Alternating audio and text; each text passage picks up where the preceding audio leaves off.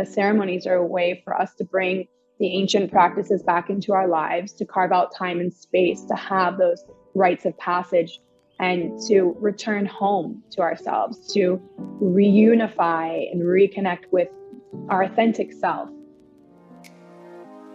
Hello and welcome to It's a Journey podcast. How are you healing today? Your host, Stephanie Naidu, welcomes guests from different parts of the globe with professional expertise in health and holistic wellness. Holistic means physical, emotional, social, and spiritual well-being. So what do all of our guests have in common? It's their dedication to help us with our healing journey and personal development. Let's dive into this new episode with our special guest and explore the answers in order to continue our personal journey's exploration towards healing and self-love. Christina Michele Rios is a ceremonialist, intuitive guide, and subtle energy worker with Native American and Latin American ethnic roots. It is at a young age that Christina's highly intuitive mother recognized that her daughter was gifted as well, an attribute that Christina further developed throughout the years. Using intuition and incorporating her own heritage with ancient Greek healing modalities and ancient indigenous rituals is a cornerstone of Christina's practice. She is a certified sound meditation, intuitive healing, Theta Healing, Yoga Nidra and Breathwork facilitator, Reiki and Australian bush flower essences practitioner. An avid supporter of energy healing and vibrational medicine, she maintains the belief that the body can heal itself with the right circumstances, utilizing a holistic wellness-based model that encompasses aligning the layers of mind, body, and spirit. She aims to empower everyone to be their own healer. In this 14th episode, I will be talking to Christina about ceremonies. Our topic today is the spiritual and the sacred of ceremonies. Hello, Christina. It's such a pleasure to have you on my podcast. It's a journey. Welcome. Hi, Stephanie. Thank you so much for having me. So let's get started. Today we're going to talk about the spiritual and the sacred of ceremonies. And my first question for you, I would like to learn a little bit about yourself and your journey, how you became a ceremonialist and intuitive guide. Oh man, what a great question. I feel like my entire life has been a journey that's preparing me for where I'm at now and what I'm doing for work. And, I never would have imagined that this would be my life's work. And that's the thing, when we surrender to what could be and start to become open to how life wants to present itself to us and begin to detach from what is not aligned anymore internally and letting go of what no longer resonates and start to follow those inner nudges of the soul, the whispers, the intuition, and loosen our grip, we start to trust and allow. And in that space, I believe we start to work with a larger organizing force, which some call the divine source, universe, God. And that's just a greater organizing energy at play. And it's one that's going to lead us somewhere far better. And then we allow life to expand for us, to open, and in ways that we could never even fathom. So what's planned for us, our destiny, there are levels to it. The braver we are, the more we trust, the higher the level of our destiny we're able to tap into and actualize. And what is planned for us, our destiny, is far greater than anything we ever could plan for ourselves or imagine. And so I always say the divine source, God, is the greatest architect and planner. And then when we look back and reflect on where we came from to where we're at now, all the dots eventually do connect in retrospect. And that's where I'm at now in my life. And I still feel like, in a way, I'm at the beginning of my journey. I'm excited to see where it all leads me. And I'm just open to being molded like a ball of clay and transforming. And I'm sure that a few years from now, what I'm doing will look completely different. And, that's what really propels me, this adventure and mystery that lies ahead. So in terms of being an intuitive guide and ceremonialist, even my, professional career before I started this work professionally at the end of 2018, before that, I was in corporate for over 15 years. But that career was a stepping stone, laddering up to this work. And there's many parallels actually between what I did in corporate and this work, which a lot of people find very surprising. So in corporate, I built brands and I helped them tell their story. I was a creative director, a copywriter, a magazine editor. I wrote a column in the style section of the International New York Times. I was a UX content designer for apps, you name it. I had a full 360-degree experience with brand building and with optimization and growth. So in essence, when that's distilled down, I was helping brands find the right opportunity for them to discover their niche, right? To find their voice, solving problems for them, and helping them make an impact and get their story out in the world. And it's interesting because I think that I actually do the same thing now with private clients for my ceremonies. I help my private clients reflect on their story, their journey, drill down to the whys, figure out the takeaways, the lessons, and the learnings. And then I help them identify like where their challenges lie and where the opportunity lies to find their purpose, to get out of their own way, to remember who they are and why they came to this planet, and to discover their niche, their voice, to create that impact and to tell their story to others. So it all boils down to transformation, growth, and evolution. And it's so interesting because as time passes, the more and more similarities I see between my corporate career and what I'm doing now. It's just that this one that I'm doing now feels a lot more balanced and integrated and peaceful. And I'm very proud of what I've accomplished by making this transition, because not everyone was supportive of it. It took a little while, but I was following what I knew to be true, regardless of what anyone else thought or believed. And it required a huge leap of faith. Yeah, absolutely. Yeah, wonderful. Thank you so much for this introduction. So one thing you do through your work is you organize ceremonies, okay? So can you tell me what is a ceremony and what is special about it? Okay, so that word ceremony, it has a lot of different meanings, especially in our modern Western world, right? Yes. And the term ceremony is, with the modern Western world, is very different from the way that I'm utilizing it. I use the term ceremony and ceremonialist because of my ancestry and my heritage, which is Native American and Indigenous Latin American. My work is very much in honor of my ancestors and an homage to them. I'm very connected to them. They're a huge part of my why, which increases more and more with time. And because, this work that I do, it lives in my blood, in my DNA. And I'm just simply remembering that ancestral wisdom and knowledge, and I'm activating it. They're ancestral gifts. I'm just reclaiming them.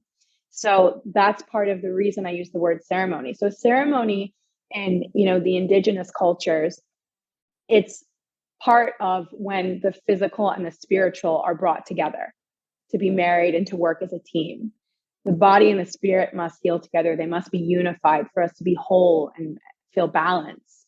And so there's so many types of ceremonies in indigenous cultures and tribes that help us connect with, spirit, the creator, the divine, the universe. And at the end of the day, they're seeking to strengthen a person's connection to both the physical and spiritual world, to be more embodied, to be more integrated, to promote healing, clarity, to mark significant moments in lives, like life's rites of passage, for example, or for remembrance or gratitude, for example. There's ceremonies for, when obviously for birth, but for also naming either a baby or naming an adult.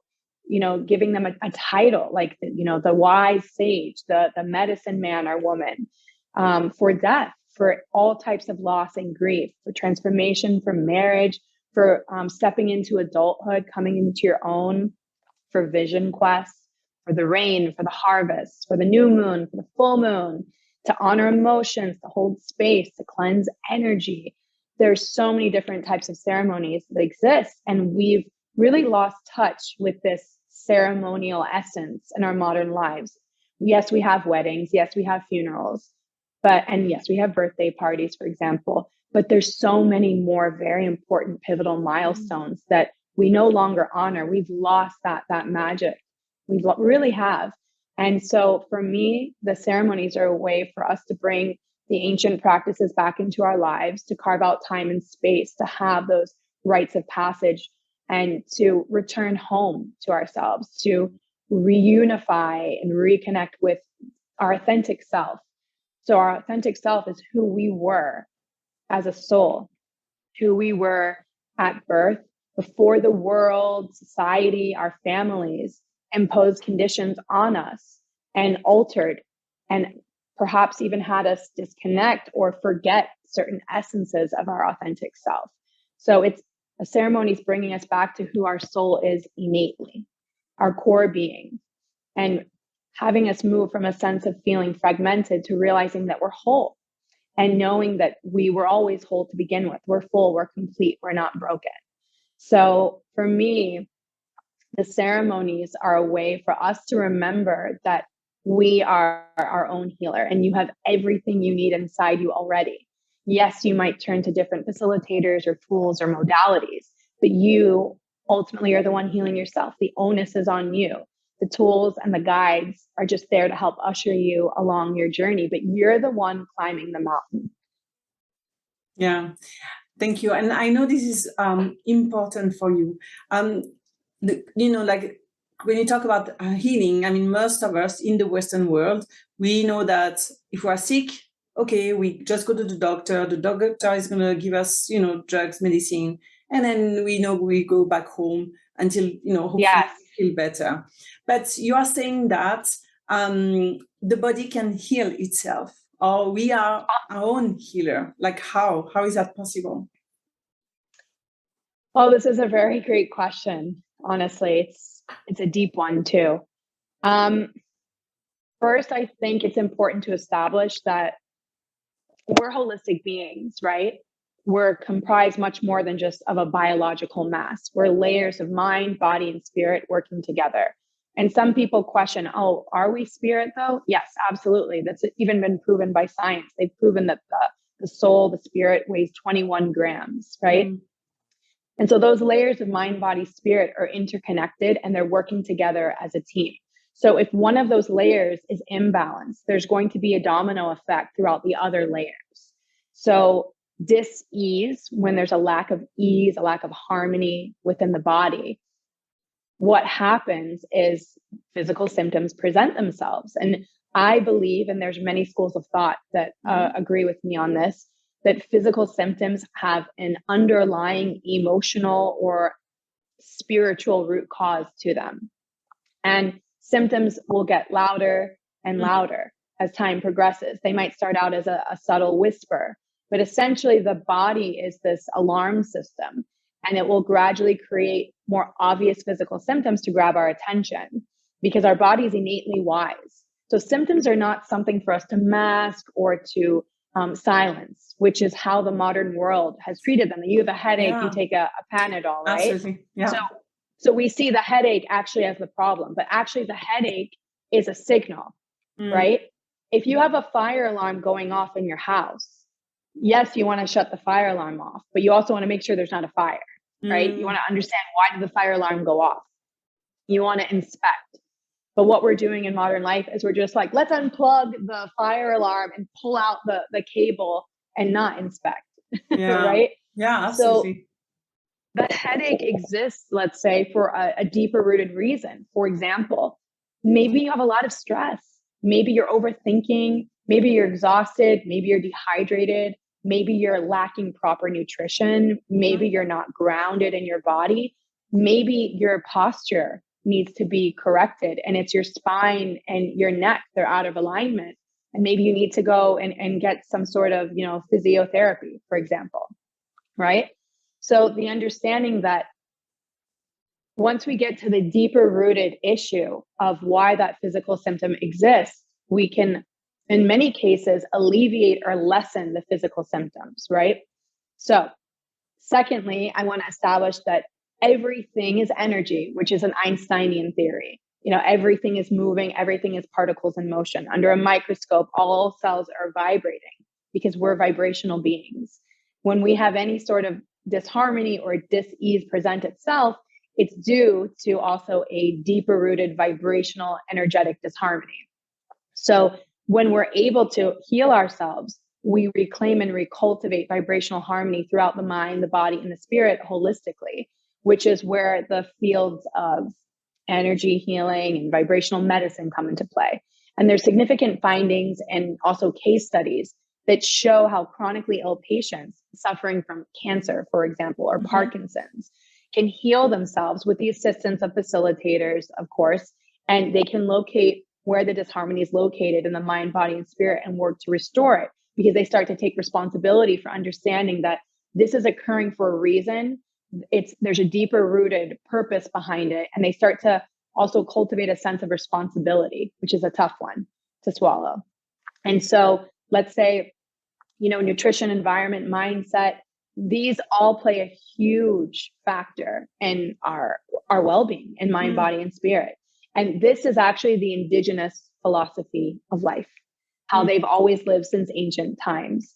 And what I believe is happening in modern day is we're starting to gradually return to these ancient practices, which many times are indigenous, because we're realizing that what's happened with modern medicine is helpful to a degree, but it's not getting us fully over the finish line, unfortunately. There's more, there's something missing, right? And I see that increasingly with my clients. And it's interesting because modern diagnostic tools now and technical equipment are finally able to start proving these theories that are ancient and indigenous in essence. So the diagnostic capability has finally caught up with the ancient indigenous wisdom. So we can now prove what the indigenous knew all along. And, that will only continue to develop and become more apparent as time goes on. It's a part of returning to our ancient roots and ancient future. And there's so many books written about this, and the authors are able to break down the science far better than I can. But I would recommend for anyone watching this that's interested in really digging in deeper, is Bruce Lipton, The Biology of Belief. Joe Dispenza, who's incredible. You can, listen to podcasts, you can watch him on YouTube. You can read his books, You're the Placebo, or Breaking the Habit of Being Yourself.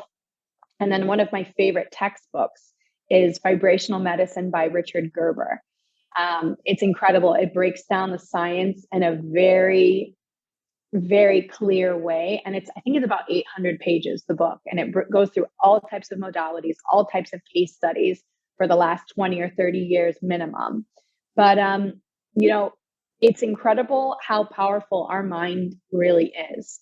And our human beliefs, they will perceive negative or positive environments that they're in. And that helps a person determine which genes need to be activated for any given situation they're presented with. So you can think of genes like a program on a computer, and then the programs are divided into two types. The first type, it relates to growth or reproduction, evolution. And the second type relates to protection. It's very simple. So when a cell is going to encounter nutrients and stability, the growth genes are activated and then utilized. And then when a cell encounters toxins or toxicity, the protection genes are activated and then they're used. So when a human is encountering love and, support, growth genes are activated. And when a human encounters fear and stress, protection genes are activated. So the negative perception is activating those protection genes. And then the body actually is programmed to switch to a fight or flight response. So when we're stressed, when we're worried, when we're anxious, when the sympathetic nervous system is activated, we're in this fight or flight mode. And then the blood flow is directed away from the vital organs to the limbs, to the arms, the legs, because we're activating survival mode. The limbs are used for running or for fighting, for literally protecting your life. And you can think of evolution in our days as cavemen and women. If we're trying to outrun a tiger or a lion, for example, the legs are going to be more important in that scenario than, let's say, reproduction or immunity or our nervous system. So you can understand that there's a different priority needed, right? So stress, anxiety, depression, worry, this actually impairs the immune system and the nervous system.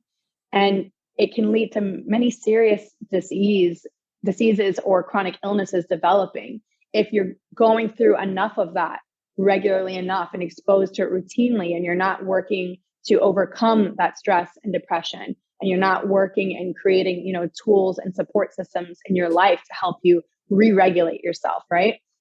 So when you're perceiving that negative environment, the immune system is neglected, as are the vital organs, which actually can also make us less intelligent, less clear-minded, and less emotionally stable, right? So the part of the brain that's relevant to reflexes, for example, is prioritized in that fight or flight mode over the part of that's relevant to like memory and functions that are going to regulate our mood. So, but when we're in the opposite, when we're perceiving a loving environment and we feel safe, the body's activating growth genes and nurtures the body. It restores our systems and our functions. And there's countless studies on this, right? Like in Eastern European, there's been orphanages where children were given lots of nutrients, tons of nutrients, everything to survive, right? And thrive, apparently, except they were receiving little to no love, little to no physical touch and affection and words of encouragement. And they were actually found to have significantly stunted growth and development in terms of their learning, their height, their weight, and even their brain mass and how the brain and the head developed.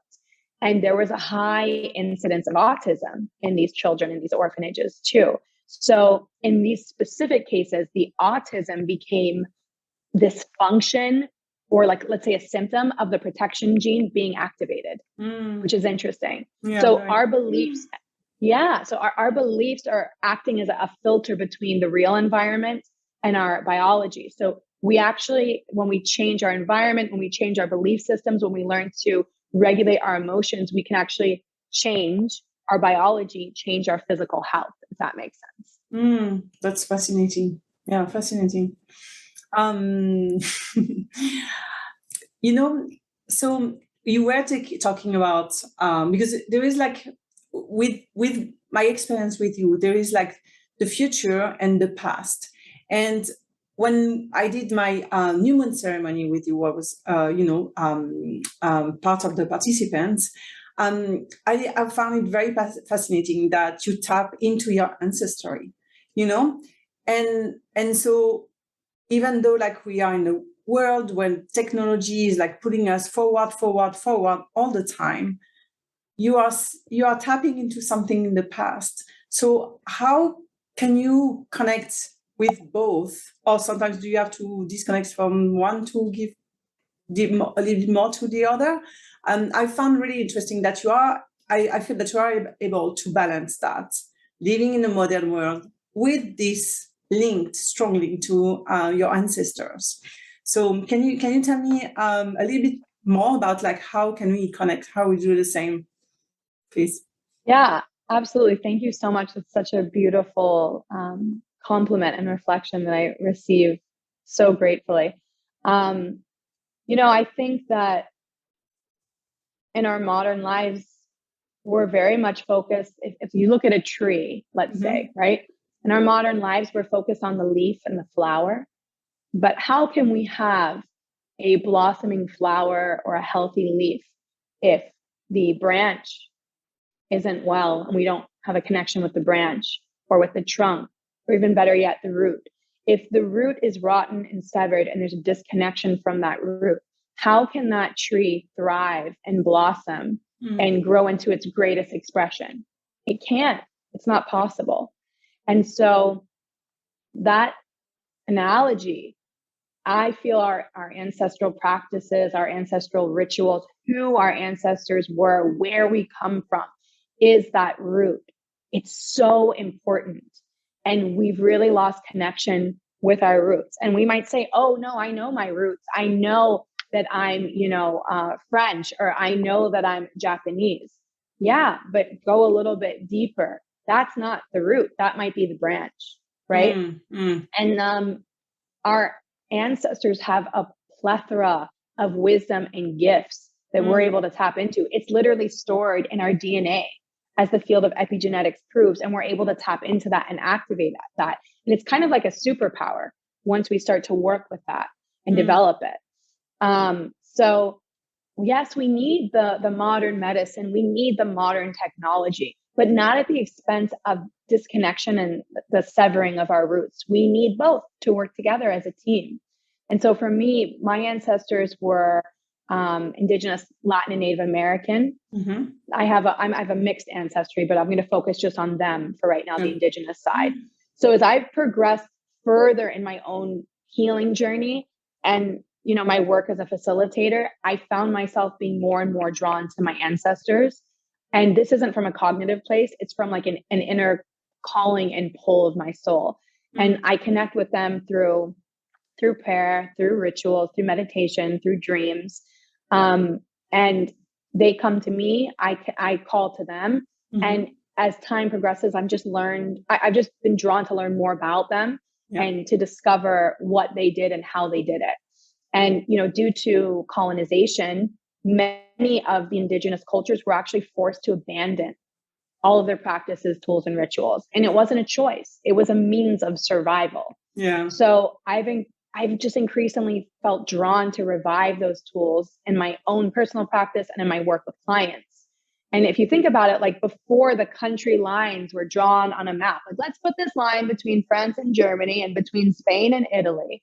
Before that, if you go deeper, there's a time when we were all tribes. That's what we were drawn to. And we were just slapped with these different country labels, but we come from tribes. And we have tribal practices, which some might define as primitive, but they're very far from that, And as I was saying before, modern science is proving that these practices and rituals the indigenous used for thousands of years are effective after all. That's also a huge part of Joe Dispenza's work, and many of the, leading, even quantum science and quantum physicians now are discovering that. And these practices, they help us cultivate a connection with self, with our ancestry, with the earth, with the divine. So for me, my question to myself and to clients and to friends is, who were you before this, concept of colonization existed as a paradigm, before this construct, before the homogeny was created? Even this concept of whiteness, no one's actually white. That's a fake term that was created by colonizers to create a sense of unification and superiority, but actually no one is. We're all from different tribes. We all have, unique expressions and ancestry. So what tribe do you originate from? What were your ancestral ways? What did they, practice in ceremony? What did they value? What were their belief systems? What did they eat? How did they live? How did they commune with the earth, with spirit, with one another? So I think it's important to start to reflect on that. And it might not be something you can Google, but it also might be something you can Google. It might be something that you can pray about, you can meditate on, you might journal on it, and things might just start to come to you. Different, visual scenes, you might hear things, you might feel things, you might have an intuitive inner knowing, which is opening up your clairs, right? There's clairaudience, clairsentience, clairvoyance, for example, which we all have access to. And it's really incredible. You might actually practice a ritual and it might feel familiar to you, but you've never done it before. And it might be that that's actually the same or similar to an ancestral ritual. And that's what happened to me. And throughout, let's say, learning to become a sound meditation facilitator, it was so second nature to me. It was like I had done it a million times before. And that's happened with a lot of the different modalities that I've practiced, which is why I started to kind of scratch beneath the surface and figure out, okay, why is that? And where is this coming from? This is very interesting. And what I eventually learned in time is that all of the tools and modalities that I resonate the most with are actually what my ancestors practiced. Wow. And I get chills. I get chills thinking about it. But I feel like this connection with our DNA and our ancestry, we're being called to come back to the roots. And we're being called to reclaim all of the aspects of ourselves and to move from fragmentation to wholeness in that same way. Our ancestors are asking to be acknowledged, to be heard, to be celebrated, and your roots are asking to be reclaimed. And I really hope that we are all able to start to remember the tribes we originated from, our ancestors that sacrificed so much for us, and, you know, that we're able to start to open to and, you know, develop that ancestral wisdom. Because like I said before, it is truly a superpower, you know?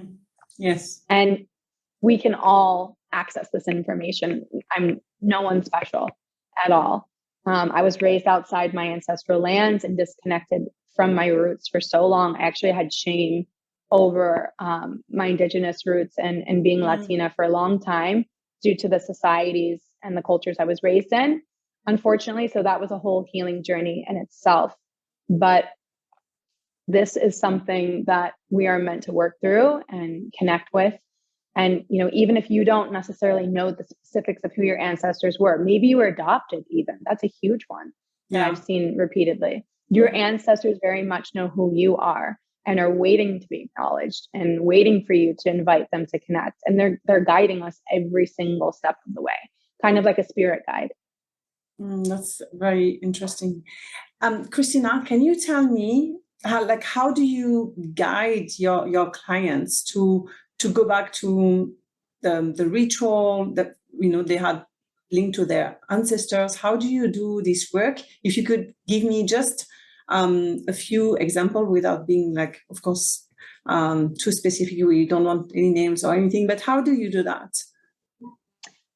So first, I usually will guide them through a type of breath work and then a meditation, so they can start to set that intention. The setting the intention is the first part, and being open. And from there, I have different rituals I use with sacred smoke to cleanse, to call in the, you know, divine source creator for protection, and also to help guide the ceremony, because that work can't be done without the divine on our side, right?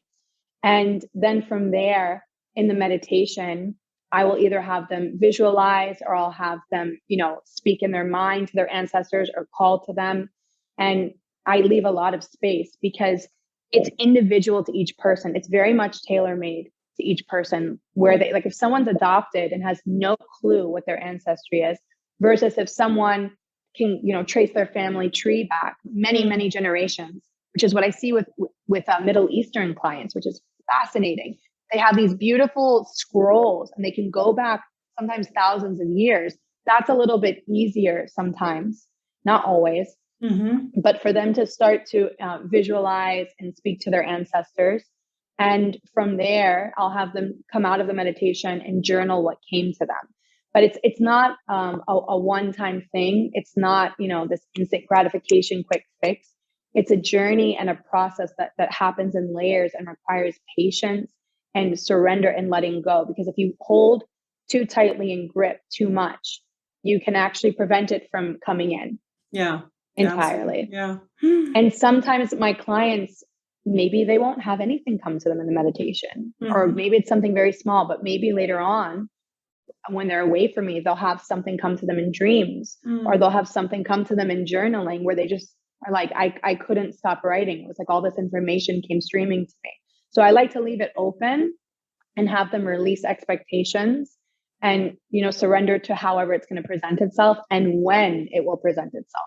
Maybe it will happen in a day. Maybe it will happen in a year. We don't know. Right.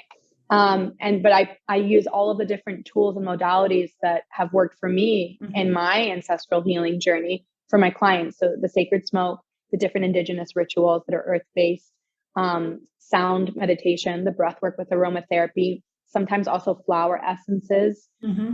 Sometimes it's also chanting, mantra or singing songs. And maybe sometimes it's movement or tapping on the body. It's intuitively guided and led. So I don't even know what I'm going to do with the client many times until they're in front of me. And I understand what we're working with and what's needed in that moment. But I hope that answered your question. Yeah, absolutely. Absolutely.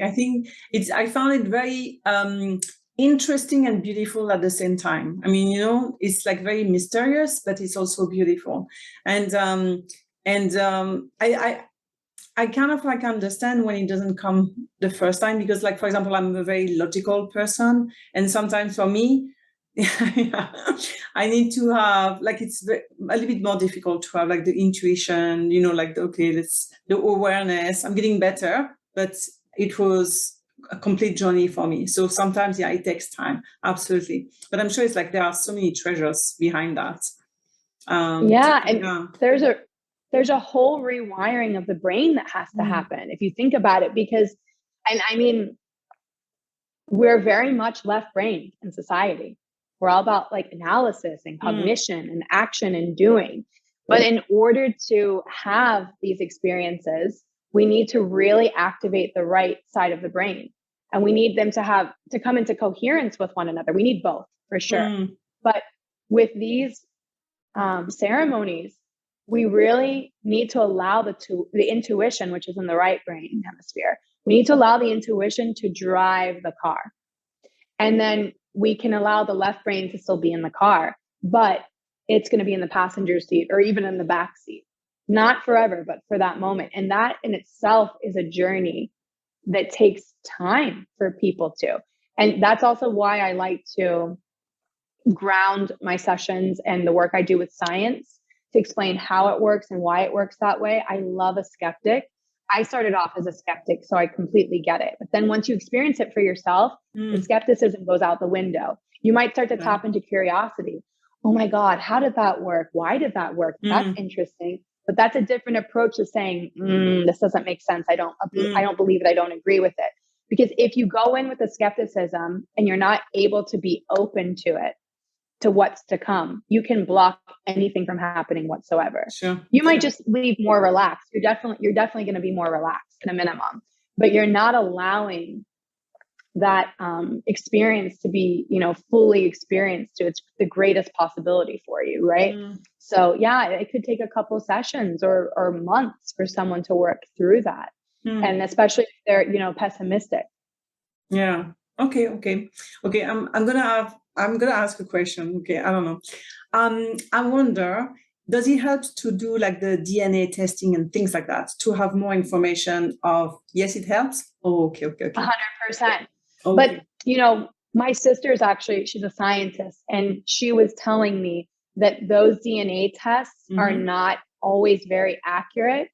They might be in the future, let's say, but they're not spot on always. So you can use it as like a guide, right? Yeah, exactly. Okay, you want to, because I view it as, well, first of all, as time progresses and you keep updating, like you check online with your like 23andMe profile, you'll notice the fractions start to change or maybe becoming more specific. And even with some of these, DNA testing websites, it'll tell you what diseases you're more prone to, for example, which is interesting, right? And it keeps getting more and more refined with time. So what I would say is a good place to start if someone wanted to do this on their own. Do one of the DNA tests and you find out, let's say you thought your whole life that you were German, and suddenly you find out that you're actually, I don't know, you're part, maybe Italian, you're part Roman. Exactly. And, or ancient, or Greek. European, or more like, yes. Yeah. And you're like, whoa, I never knew that. Let's say you find out, oh my God, I'm 15% Greek. Start exploring and reading about ancient Greece and the tools they use. Start learning about sound meditation and sound healing in ancient Greece, the Pythagorean theorems. Start reading about the frequencies and the vibrations that they were using to heal the body in ancient Greece, and start to play around with sound, start to play around with frequency and vibration. Start to listen to solfeggio frequencies, for example. and start to lean into that and see what happens. That's just one example. Or maybe let's say you find out, oh my gosh, actually, I'm part Native American and I always thought I was fully Irish. Start to eat what the Native Americans eat, like the traditional corn. Start to eat with the seasons of what tribe, your ancestors were from. Start to, maybe you can even go visit the reservation and meet the tribe and talk to them and learn from them in person. Unfortunately, in Europe, if your roots are entirely European, there's a huge disconnection. There's no reservations that you can go and visit. So it makes it a little bit more challenging, but it's not impossible. Some clients of mine have, realized, oh, my ancestors were more than likely pagan because of certain experiences they had with dreams and meditation. And so they started to research different pagan rituals, which is what we were before religion, actually. And paganism is completely misconstrued and misunderstood entirely. But yeah, I think there's a lot of opportunity for it if you take that seed of the DNA test and you start to reflect on, let's say you find out you're Roman or Italian, let's say maybe you're Roman. You can start to, Google and research what were Roman ancient rituals and practices. What did the Romans eat? Start to eat like them. Start to try, just even if it's 5 minutes to 10 minutes a week, and start to see how you feel and what develops, and allow your intuition to lead you through the process. Wonderful. That's very exciting. I may do it. The test. Let me know how it goes. Yeah, exactly. Maybe I'm not going to be French after all. So, like going back to the modern time and our situation today, I found that sometimes people don't know what the issue is, what they have to heal, but they feel that inside there is like emptiness or something is missing in their life. And that might be something also that your clients mention to you and why they come to you. What is your response to that? How you address this problem? So it's a great question. It's really interesting too, because that is something that I routinely see with my clients. I have a lot of clients are very successful in their careers. They've had incredible financial success. They've achieved so much outwardly. And many of them are feeling a sense that something's missing. There's a void. And, many times when we feel something's missing or we feel that void, we think it's external. So we are like, okay, maybe I need to change jobs. Maybe I need to make more money. Maybe I need to work harder. Maybe I need to get a promotion. Maybe it's my partner. Maybe I need a new house, right? It's everything outwardly that people turn to. And sometimes it requires us to arrive at that external achievement or milestone. And we might feel great temporarily, but sometimes what happens is they'll achieve that milestone or that goal. And within a little bit of time, that niggling feeling that something's missing, that there's a void, will return. And so what happens a lot of times is people just start more and more and more and more. And it can lead to burnout, can lead to a very serious level of anxiety, of depression, of disconnection, disassociation, can lead to physical illness and dis-ease. Many things can manifest in the mind, body, and spirit. But really, what's happening, that feeling that there's a void and that there's something missing, is because there's a lack of connection with the inward, with the internal world, which is spiritual and emotional, and it's also physical, because it's listening to what the body is saying. Why does that body have that symptom? Where is that symptom coming from? What does the body want to communicate with us? What does the body need besides the workout, besides the massage, besides all of these external things? The body needs things internally too. And what do we need emotionally? If we're experiencing deep levels of grief and sadness, even though everything looks really beautiful and shiny on the outside, there's a level of grief. There's a level of grief that the body's asking to process. Grief is any sense of loss. The body's asking to really go through that sadness and to work through it and release it. But what happens a lot of times is because we're so busy and preoccupied with achieving, we suppress, we stuff, and we push things down and stuff them down inside us, which many times is why the void and the feeling that something's missing starts to exist. Similar to when we feel overwhelmed too. Same thing. It's because there's something inward that's asking to be addressed and to be felt and to be heard and to be seen. And then when we look at the spiritual layer, many of us are lacking a connection with our soul, with our spirit. And so even if we have the most incredible physique, we're in great, health, and where our mind is laser sharp and we've achieved so much outwardly. If we are lacking that connection with the spirit and the soul, we are out of balance and there is a level of disharmony. So we will 100% feel that void and like something is missing. And many times, and that's all it is that there's actually just this lack of a reverence and even a knowing that we have a soul and how to connect to it, how to speak to it, how to, start to cultivate that relationship. So that's something that I routinely see with friends, with family, with clients. It's not simple. It's complex at the same time. But through the rituals and the work that I do, I help them remember that they're actually not a human, they're a soul. Because before our time here on this planet, we're a soul, we incarnate into a body, and we have a very temporary earthly experience in this dense, heavy human form. But after we complete our time as a human, we return to that, to being a soul. So the soul is who we are eternally. And so that void, that feeling that something is missing is actually an invitation at a minimum to reconnect and reclaim and reunite with the soul. Wow. While you were talking, it made me realize that, well, isn't it what society, our parents did ask us, to do, like get a job, get a pretty house. Sometimes some of our parents, some generation, they say, okay, how about children? Or that's what we are all like, kind of like, that's what we've been told. Yes, exactly. But there is no space ever to, where's the part where I say like, oh, this is the part how to achieve that while you are connecting with your soul, while you are still true to yourself. There is not such a thing. I mean, in many cases, although I'm sure like some families, they do. But yeah, I find it very interesting. So I guess the voice is like something that comes back often into many of us because we haven't been, taught to how to leave space for that.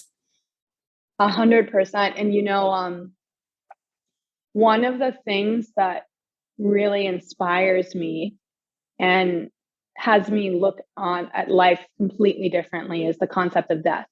I contemplate death almost every single day, and I'm not morbid. I'm not trying to speed up my death here or anything, but death really inspires me to look at life differently. And I first had this realization and epiphany and this kind of change in the way I perceive life through experiencing a very significant death in my life. I lost my grandfather, who was like a father to me, in 2014. And it was a huge part of my growth and transformation, or my, spiritual awakening, as they say. Our whole life is a spiritual awakening. But there's peaks and valleys to it, right? And, for me, when you talk to the dead, when you talk to those that are dying on their deathbed, when you speak to those that are in hospice and you start to ask them what they've reflected on and what they've realized, not one of them will say, I wish I worked more. Not one of them will say, I wish I saved more money. Not one of them will say, I wish I achieved more. What they'll say is, I wish I spent more time, with my loved ones. I wish I expressed my emotions more. I wish I wasn't so scared and fearful. I wish that I had more of a spiritual practice. I feel that I focus on the wrong things and my priorities were backwards. So that's why I think it's important to speak to those that are at the end of their lives. And that's also Indigenous, tradition and wisdom, is the reverence of the elders. and not stuffing elders in a nursing home or hiding them away at home or being impatient with them or frustrated with them, but actually listening to the wisdom they have to share, because we can learn something from them. Yeah. And why wait till we're on our deathbed? Why not change it in the here and in the now, and realizing that they're feeling a void and regret and that something's missing on their deathbed? So why don't we learn from that and change that in our teens, our 20s, our 30s, our 40s, while we still have time, so we can, arrive at the end feeling fulfilled and feeling like I'm ready to go. I achieved everything I wanted to in life. I'm so grateful for how everything unfolded. What's next? Yes. Thank you. So my last question for you, and I'm very excited to hear about what you have to say, is about your daily practice. So can you tell me more about it? And if you have one, if you don't, I'd like to, if you're okay to share. Yeah, absolutely. So my approach to my daily practice is very different from probably what many other people who do work similar to mine would say or would recommend. I really believe that we're meant to follow what works for us and our own intuition. There should be no rules or no dogma, especially with your spiritual practice. This is something that's very free and very open and very unique and individual to you and what you need. And also, if you're familiar with human design, if you're not familiar with human design, I really suggest to anyone watching this to go look up what is human design, to look up your profile. You need your birthday, your birth time, and where you were born to look it up. And there's different energy types, right? It teaches us more about ourselves. And I'm what's called a manifesting generator. So what's a manifesting generator? We are the multi-hyphenates of the planet. We're meant to have our hands in many different buckets and have many different practices and many different hobbies and passions. And that's very much how I am. And so my daily practice is a reflection of that. There's no rules. I'm quite rebellious, and I have been since birth. That's the essence of my soul. So what I have for my practice is different daily, and it's based on honoring what I need in that day. Just like one day you might be craving meat, one day you might be craving vegetables. It's listening to what your body needs, what your mind needs, what your soul needs. But right now I'm here in Cyprus, which is a little small Mediterranean island that I actually grew up on. And, I'm honoring what I need right now in this time in Cyprus. So my daily practice right now is I wake up and I sit on the balcony, which is overlooking this beautiful national park with stunning eucalyptus trees. I sit on a rocking chair. I have a tea. I light my, Palo Santo.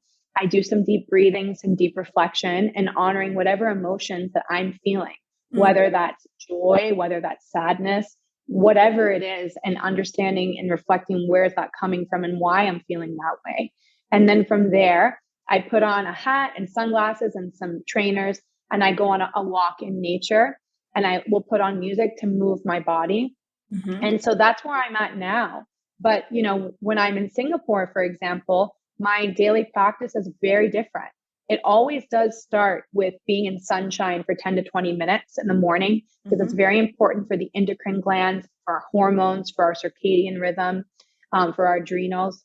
It always will start with that. Sometimes it's a tea, sometimes it's a coffee. I always have sacred smoke a part of it. So that could be incense, that could be burning frankincense, that could be burning Palo Santo, that could be burning a cinnamon stick, for example. So the concept of the elements is always a part of it. I have breath work always a part of it, even if it's 3 minutes of breath work, breathing as I'm lighting my sacred smoke, breathing deeply and consciously as I'm having my tea or coffee. And I'm connecting with the sun. I'm connecting with the earth element through looking out at nature, at the trees. That's very important to me in the morning because it grounds me, right? And so I also will have a water ritual. So I do like a morning cleansing ritual with water. And that's literally just my hands, my arms, my mouth, my nose, my face, my crown of my head, my feet. And that's a very ancient Sufi and Islamic ritual washing, which is called wudu. And it's incredible. And every single ancient culture and even religions in modern times, they have water cleansing rituals. What is baptism, for example? Or you go to Bali, you have all the different, water temples, for example, right? Absolutely. Yeah. It's you go into the Catholic Church, you dab the water, you do the cross, right? It's a very big part. And water has a really divine intelligence to it, an ability to purify. So I always have all of the elements. I have the fire with the, burning something. I have the air with burning something. I have the air with the smoke. I have the water with my cleansing ritual, which my cleansing ritual takes literally like 1 minute. It's very fast. Doesn't have to be elaborate. You can even program a cup of water with an intention for the day. Maybe you're feeling scared and you want to program your water with courage. You speak that into the water and you drink it, right? So the water element. And that was, we go to fire, air, water, and now we're back to earth. So earth is getting in nature, moving your body, even looking at nature.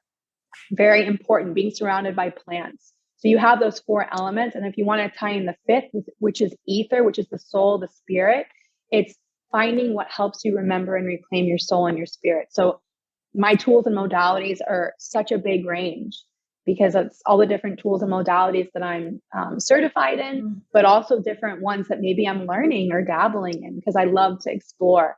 And I just think that our daily spiritual practice shouldn't be imprisoning. It should allow us to be creative and to connect with our inner child and, allow us to evolve and expand and grow. And I don't agree with boxing us into having the same thing every single day. And a lot of people would completely disagree with me on this, and that's fine. To each their own. Absolutely. Wonderful. And each time I ask this question, I have so many different answers, which I love. As you say, like everybody does it in a different way. But I love that each of my guests share, and I absolutely adore yours with the elements. It's so beautiful. Super. Thank you. Thank you so much. Thank you, Christina, for joining me today. I really enjoyed the conversation. Thank you so much for having me. It was such an honor. And I just wanted to commend you on the questions because they were so thought-provoking and deep, and they actually really challenged me as well to, conceptualize things and connect dots. And I think it's really a rare gift to be able to ask good questions. So I appreciate you, Stephanie. Thank you. Thank you so much. Thank you. Thank you. You can learn more about Christina on Instagram at Christina M. Rios, on Facebook at Christina Michele Rios, and on our website www.christinamrios.com. If you didn't have time to write everything down, no worries. All the links, as well as the books and resources recommended by Christina in this episode, are listed in the description section on our YouTube channel at Ujjivati. Thank you to all our listeners, and see you very soon for more on healing, self-love, and your personal journey. Thank you for listening and for taking time for yourself. If you enjoyed this episode, please subscribe to our podcast, share this episode with others on social media, or leave a rating and a review. To catch the latest from Ujjivati, follow us on Instagram, Facebook, or Twitter at Ujjivati. Thanks again, and see you on the next episode.